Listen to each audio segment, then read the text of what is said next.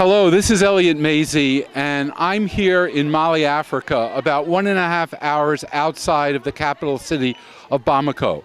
I want to personally thank the people that have contributed to our Learning Gives Back initiative.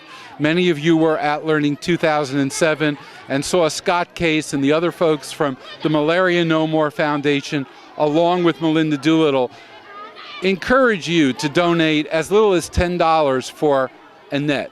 It was a moving appeal, but I must tell you, nothing has moved me more than seeing on the ground what the reality of your contributions are doing. Without these interventions, it's estimated that 25,000 to 30,000 children would die each year from malaria. We're all hopeful that by distributing these bed nets to every child under 5 as part of this campaign, we can save many of these children and the millions of children around Mali from these terrible diseases. Hi, this is Elliot Mazie, and I'm one of the people who has been involved in the design and the structuring of this first ever griot learning program. First of all, let me tell you how excited I am that you have volunteered to be part of it and that it's actually happening. One of the things I do in my day job is that I run a place called the Learning Consortium. And it is a lab here in upstate New York in Saratoga Springs where we look at evolving ways in which people and organizations do learning and collaboration, often with technology. So the folks at One Campaign and Malaria No More thought that I might be, for just a few minutes, a subject matter expert to talk to you about video.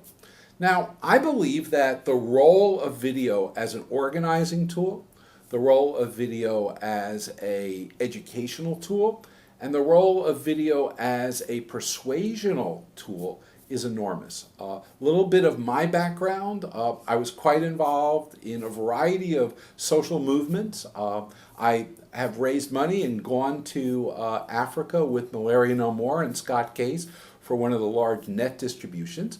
And I was involved as an advisor to the Obama campaign, including looking at the role of social media as that campaign unfolded.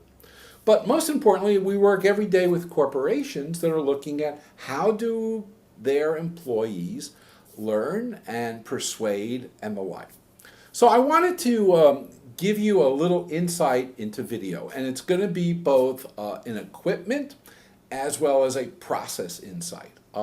First of all, let's talk about equipment. What's really interesting is that we're rapidly shifting our expectations about video. In the old days, meaning 24 months ago, 12 months ago, if I were doing this video, well, I would be going down to a TV studio and I would have lots of makeup put on. But I'm actually doing it, and I'm pretty lucky. I have in my office a little studio, and right behind me is that classical blue wall. And sometimes we do very high-tech stuff, and we could put a picture of a mosquito net in back of me. But this is not all that fancy. I'm sitting right now in front of a camera, probably about a $1,300 camera about 2 years ago. But it could be a $1,000, a $800, a $500 camera. In fact, it could even be one of the new flip cams, and we have quite a few of them in the office, and they range from now about $150 to $200.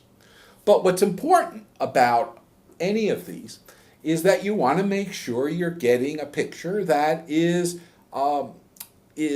easy to look at and isn't distracting, and it's one of the reasons why I'm using this blue wall in back of me.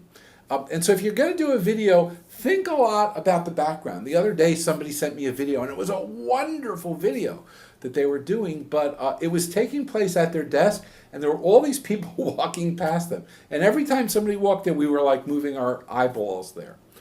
The other thing that's important to look at is lighting. And actually in this room, we've played with and have a couple of different lighting levels, and that helps us make sure that it looks pretty crisp. In fact, I've seen people with great cameras and great lenses and lousy lighting. So make sure you've got that there. Now, if you don't have this camera set up, I want to make a suggestion to you. And almost everybody that is in the program has access to a computer.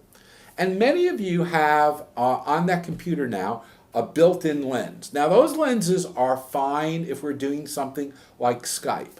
I will tell you that from a video perspective, and the lower end capability on price is to actually use one of those, one of your PCs as a camera. But that lens is, for the most part now, a plastic lens. The focus is not that great. So if I were going to do a bunch of this, if I were going to make an investment, I would go out and get myself a better, high quality, what we would call an HD or high definition lens. Now the one that we use here at the office is the Logitech 9000, and depending on what day you get it on Amazon, it's somewhere between about $89 and $99. A variety of programs that you can use. We often use a QuickTime player that's got a record feature in that.